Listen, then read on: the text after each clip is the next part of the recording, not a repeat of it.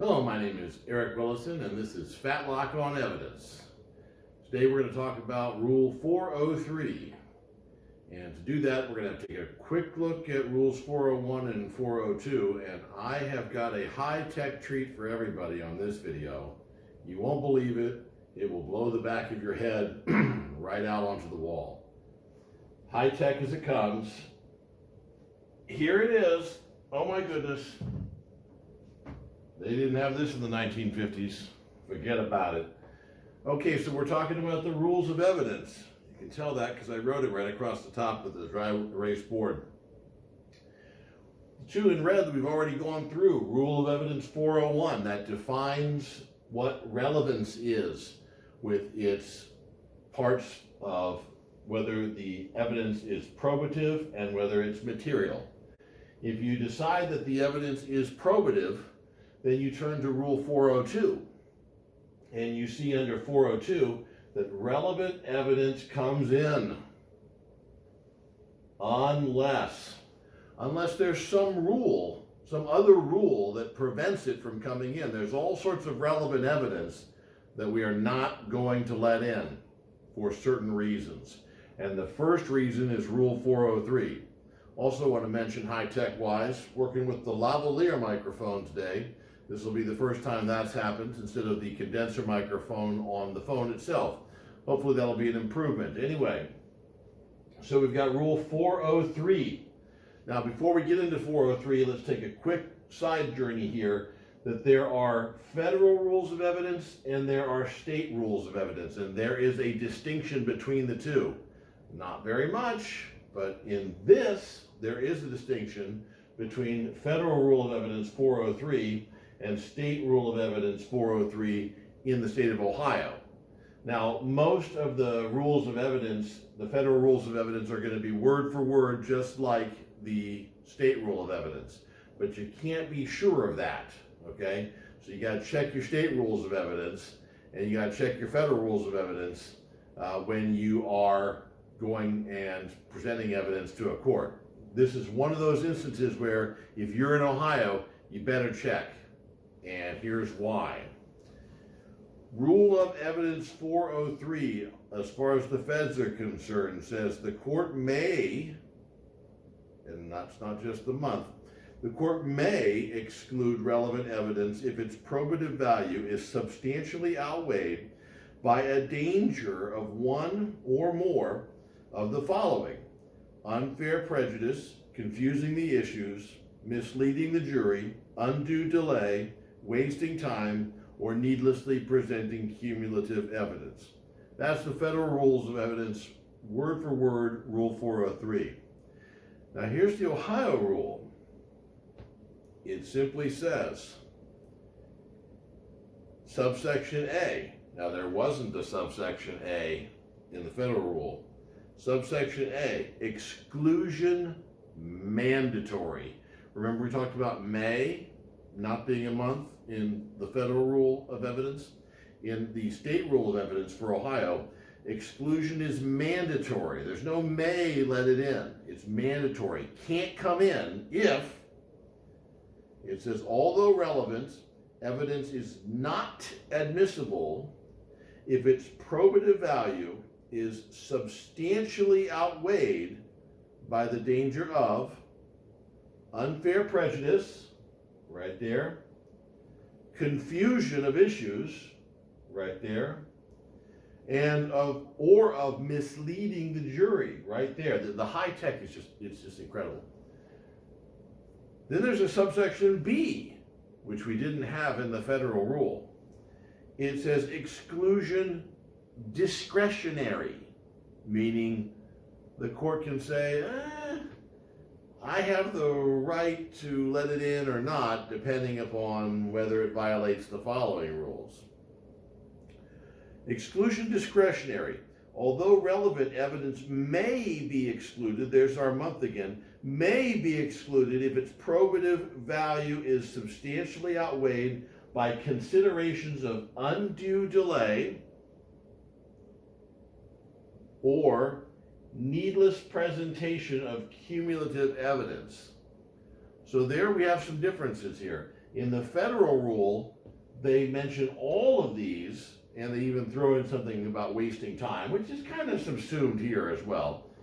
But in all of those, it's discretionary for the federal judge. If he or she thinks, yeah, it's unfair prejudice, but it's not too much unfair prejudice. It's not really going to hurt things. I'm just not going to let it, I'm going to let it in. Not in the state of Ohio courts. Federal courts in the state of Ohio, yeah, it comes in. But in the state courts in Ohio, if you see unfair prejudice, if you see confusion, if you see misleading a jury, and you can convince the judge that this evidence does that, out. No discretion. Now let's look at some issues, or some examples, I should say, of what these rules are. Now, looking at the mandatory exclusion section first, classic example of mandatory exclusion is when you've got a car crash and a bunch of people died and it's really, really grisly, and you got some bad photos of really bad injuries, okay? And the plaintiff's counsel in a civil case, or let's say the prosecutor, if this is going to be some sort of a mandatory or a vehicular assault case, those two are going to want to bring in these awful, ugly, hateful photos of people with things torn off their bodies and things like that. Maybe even like little kids with things torn off their bodies. Because a jury sees that and they're going to go, oh my goodness, somebody's got to be responsible for this, and I'm just not even going to listen to the defense at this point, civil or criminal. So it's being used, the defendant would argue, or the person who doesn't want the evidence to come in, will say, Your Honor, this is unfairly prejudicial to my client.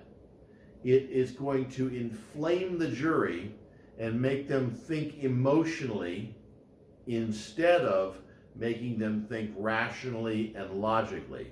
We can't have this in. It's going to unfairly prejudice the jury. Important to throw in that fact, unfairly prejudice the jury, because every bit of evidence is prejudicial to the other side. That's why you put it in. It's not a question of whether it's prejudicial. The question is it unfairly prejudicial? If you can convince the judge in the state court in Ohio that it's unfairly prejudicial, then out it goes, there's no discretion. If you're in federal court or some other state court that says that the judge has the discretion, you want to really convince the judge it's unfairly prejudicial, you're going to ruin this trial, Your Honor, you're going to make these people decide the case on something other than the law, other than rationality. It's going to be emotions. It's going to be stuff we can't trust. So that's no good. So that's the unfair prejudice example, the classic one. Now, maybe another, maybe less obvious one, which we could take from a recent news story in the 2021 year, is let's say you got a fella, 16-year-old kid, and he's carrying around a rifle at a riot, let's say, and some fully grown man takes off after him, unarmed man, and the kid shoots the man. And the prosecutor says, this isn't self-defense, he shot an unarmed man. Well, what about the fact that the unarmed man, it turns out, had raped several children earlier in his illustrious criminal career? He's a child molester, he's a pedophile. So then the question is, do we want the jury to know that? Because the defense is going to say, yeah, we want the jury to know that, because the defense knows that somewhere deep down in the hearts of the jurors, they're going to say, maybe it wasn't self-defense, but that's one less child molester off the streets that we're never going to have to worry about again. So chalk that one down to did society a favor and acquit the kid. Well, the prosecutor's going to say, now, wait a minute, hold on, sunshine. The prosecutor's going to say, but the kid didn't know that this guy had this predilection. The kid they were complete strangers to each other. And when the kid shot, he didn't know that this was the guy's thing, okay? So it's unfairly prejudicial to the state's case, the prosecutor would argue, that the jury find out about this guy's background, because it's going to lead to a lot of things. It's going to be unfairly prejudicial because it's going to lead to confusion of the issues maybe in the jury's mind. It's also going to maybe mislead the jury into thinking, well, let's just not necessarily follow the strict law of self-defense as the state legislature has said it all out, or the case law has said it all out, and let's just say, you know what, you molest kids, you're just going to get gunned down. So the prosecutor is going to want to guard against that happening, and the prosecutor, he or she, is going to bring out a 403 argument. Now, under the second, let's look at confusion here. Because sometimes with unfair prejudice, the confusion and the misleading are almost like factors of unfair prejudice. This is sort of almost a catch-all thing. But let's look at something that's a little bit more narrowly structured towards confusion of an issue. An example of confusion of the issue would be a case about, let's say, speeding. And Frank is operating his vehicle at 38 miles per hour in a 25 mile per hour zone. He's pulled over for speeding. Now, Frank is protesting to the officer the whole time. His passenger, who's in the passenger seat, a guy named John, is having shortness of breath. He's having trouble breathing, and he's trying to get him to the hospital and get him there fast. And 25 miles an hour all the way for 4 or 5 miles to the hospital might not work for John. So what he's saying is, I'm trying to get this guy to the hospital as quick as possible. I was just going 38, 40 miles an hour, just trying to get there. And the police officer and the prosecutor think that, these are two kids, one's 16, one's 17, and I don't know if I believe this guy's shortness of breath for a 17-year-old or an 18-year-old, whatever. So the prosecutor, he wants to show the jury a picture of Frank's car. Frank's car happens to be a Dodge Hellcat with over 400 horsepower and certain racing modifications. It just makes it look like this is one of the fastest cars out on the road. And the defense is going to argue, now wait a minute, Your Honor, wait a minute. This is going to confuse the jury as to issues here, because the issue is not how fast the car could go. Because we're not talking about the car was going 97 miles per hour in a 25 mile per hour zone, and it's a 74 Ford Pinto, which probably couldn't get above 75 miles an hour in that short a space. This Dodge Hellcat could get there. But that's not the argument we're having. We're not having this 100 mile an hour argument. We're having a 38 mile per hour argument. A very, very weak engined car could still get to 38 miles per hour in a 25 mile per hour zone very easily. Your grandma's Honda Accord could do that very easily. So if you go and show the jury this massive sports car that looks like it could go faster than an airplane, well, you're going to confuse the jury as to what it really needs to be thinking about here. So that would be an example of confusion. Now let's look at an example of misleading the jury.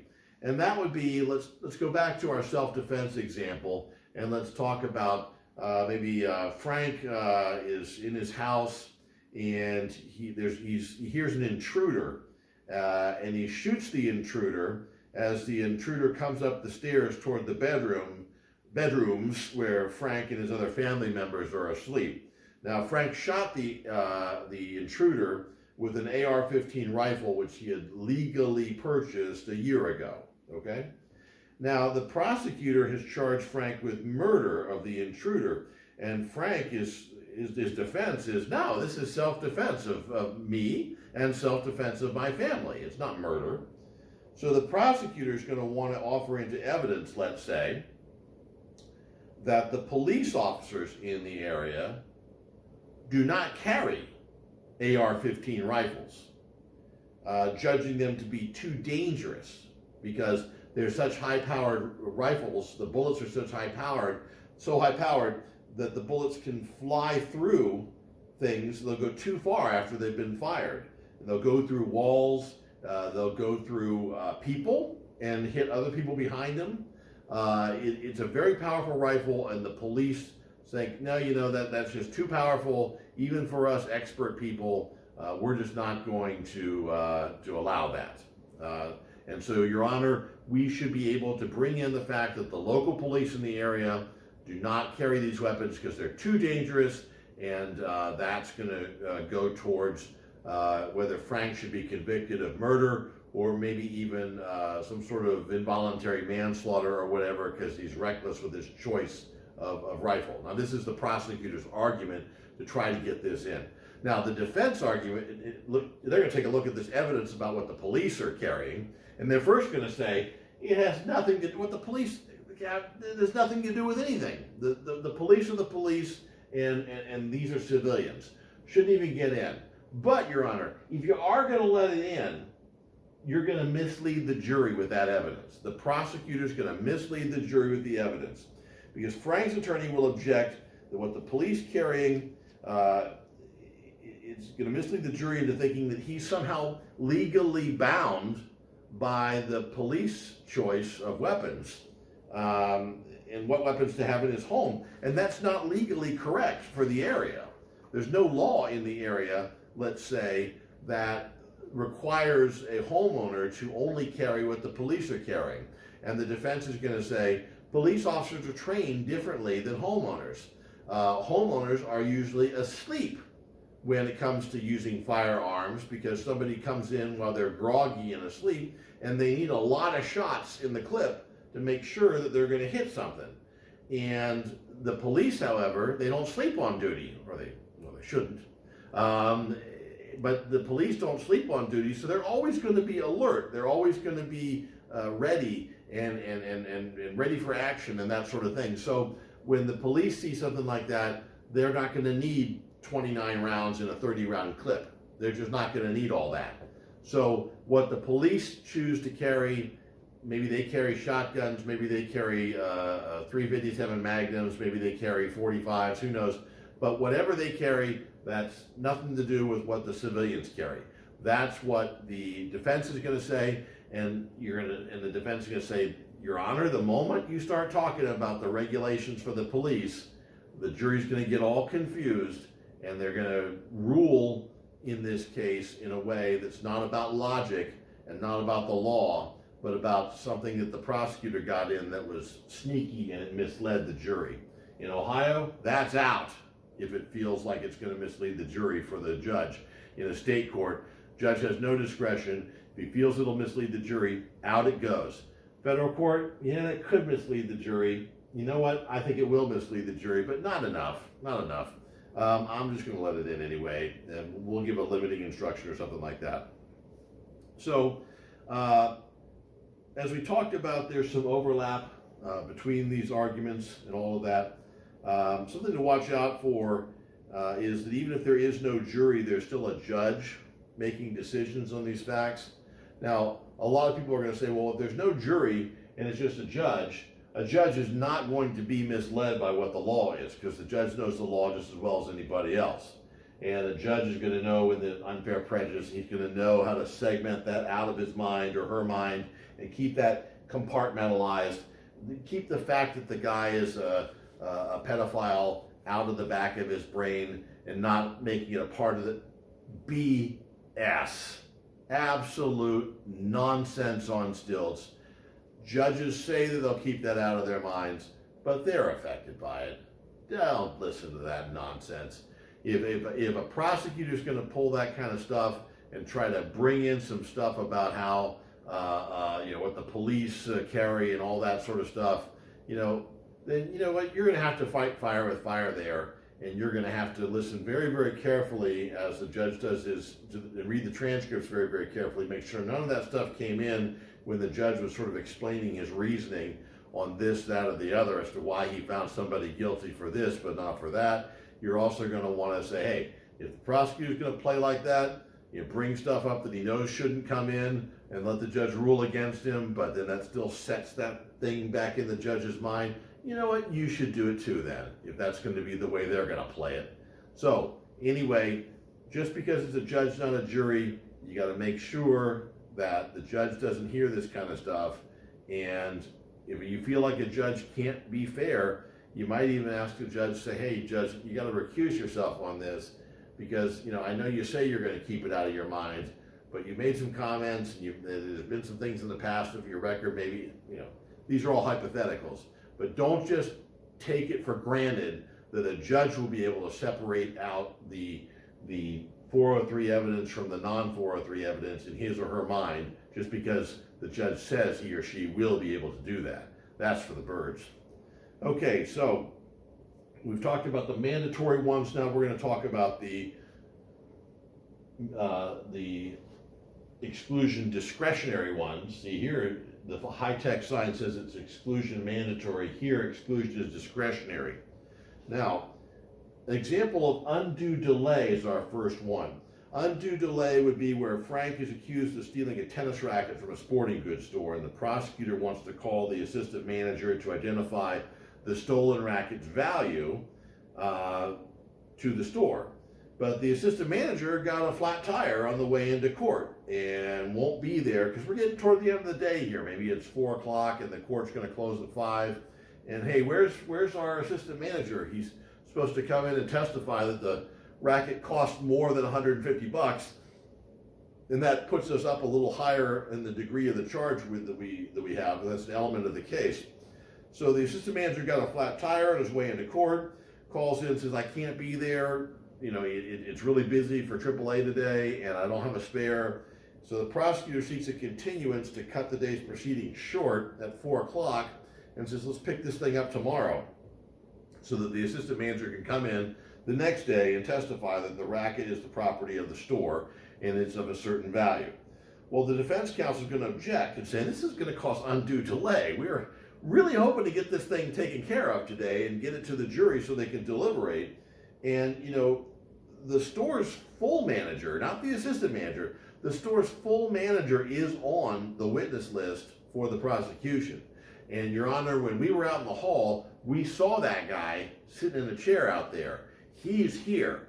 He can testify, or she can testify, as to, is that racket the property of the store and is it worth more than $150? Why do we have to unnecessarily delay our proceedings for the assistant manager when the regular manager can just come in and testify to all this stuff? So that would be an example, an undue delay argument. And maybe the prosecutor doesn't want wants the assistant manager to come in because the assistant manager is a really nice looking guy or really nice looking girl, very, very wholesome, very, very easy to talk to, seems like a straight shooter. Whereas you go out and look at the manager, and the manager is some schlub, looks very, very untrustworthy, always kind of looking around, maybe has like that mousy looking face, always trying to get an angle on somebody. Maybe the manager's a perfectly nice person, but just has a very, very negative aspect to him. And the prosecutor would be much rather going with the assistant manager than the full manager. And the defense counsel's like, you know what, I don't care about all that. This is undue delay. I know that one witness is maybe a little bit more aesthetically appealing than the other, but so what? Undue delay. Now the judge has got to make a decision. Now then we've got the needless presentation of cumulative evidence. That would be a case where Frank is accused of murdering John by shooting and killing him at 5 p.m. in his home in central Ohio. Frank claims that this is a case of mistaken identity. The witnesses who say that I shot John, they have me mistaken for somebody else. And here's why, because I've got an alibi. I was in Virginia Beach about 600 100 miles away the entire day of the shooting. And Frank wants to introduce some evidence to show his alibi. So he wants to introduce evidence to show that at 10 a.m. on the day of the shooting, even though it wasn't until 5 p.m. for the shooting, he wants to show that at 10 a.m. he stopped for gas at the beach at 10 a.m. And you can see that on his credit cards. Number two, he wants to show that he paid for lunch with one of his credit cards, and he wants to bring that receipt in at noon. And there's the restaurant right there in Virginia Beach, the Dockside restaurant perhaps, or Waterman's, from the restaurant. He wants to show that he was videotaped swimming in the ocean near the Rudy Inlet right there in Virginia Beach at 1:30 p.m. You can see it right there on the phone that was taking the video. The metadata says 1:30 p.m. on the day. Then he wants to show the hotel records, show him using his electronic door key to his hotel room at 1:45 that day. And four, that he was interviewed on local news at 4:45 p.m. that day because he was just out there and there was a news crew and they said, you know, hey, why are you in Virginia Beach, sir? And he says, oh, I came here for a vacation and so on and so forth. 4:45 p.m. That was only 15 minutes before the shooting. I was in Virginia Beach, Your Honor. Oh, number five, at 5:01 p.m. I got a speeding ticket on a road that was 2 miles away from Virginia Beach. So then he says, oh, by the way, you know, hey, I also got credit cards showing that I paid for dinner at 6, that there's a security camera at the hotel showing him talking to the concierge at 7 p.m. He also wants to call 17 more witnesses from the beach area who will testify that they saw him at the beach late afternoon on the day of the shooting.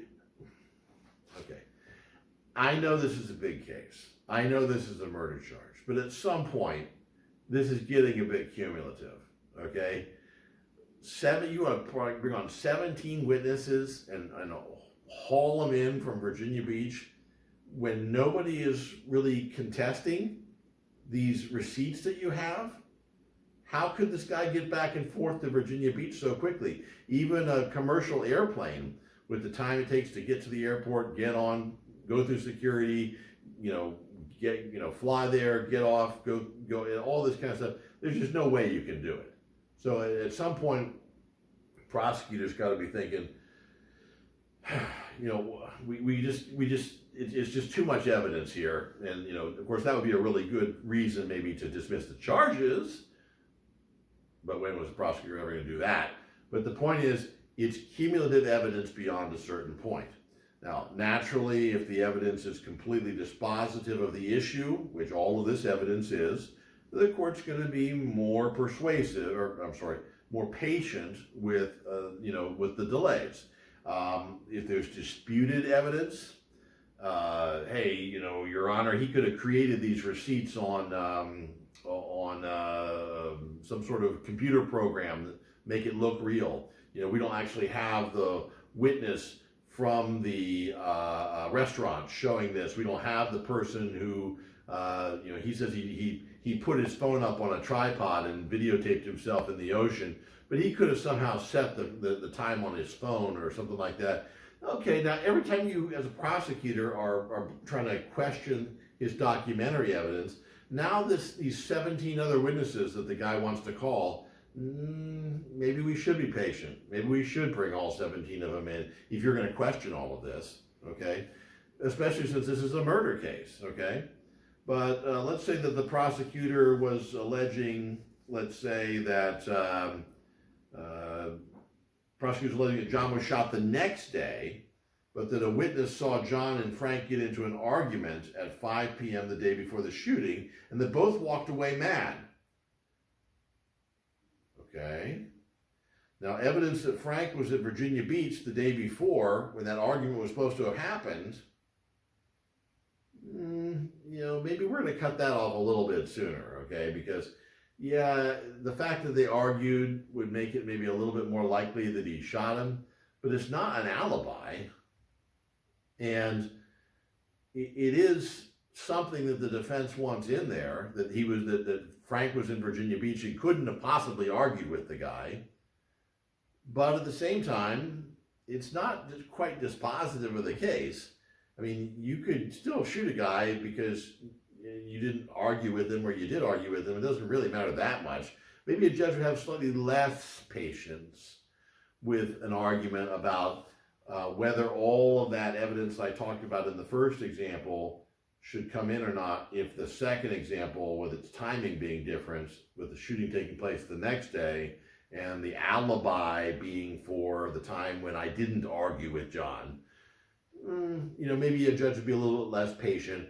Maybe the first 1 or 2 or 3 witnesses could come in, but we're not going to do 17 witnesses on whether you were in an argument with them the day before. And then we're certainly not going to do all that kind of stuff if there's just if this is a case about a speeding ticket, or this is a case about a simple assault or something like that.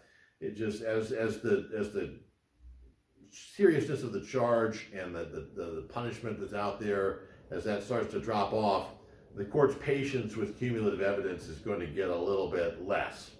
So these are the arguments, and if an objection is made to this sort of evidence because it unduly delays the proceedings or is needlessly cumulative, we have to remember the judge is the gatekeeper, and he gets to use his or her discretion under these, or if it's federal, use discretion for everything for 403. So to recap really quickly, 401 defines whether the evidence is relevant. Let's say it's relevant. 402 tells us relevant evidence comes in, unless something here about 403 tells the judge, out. This is Fatlock on evidence.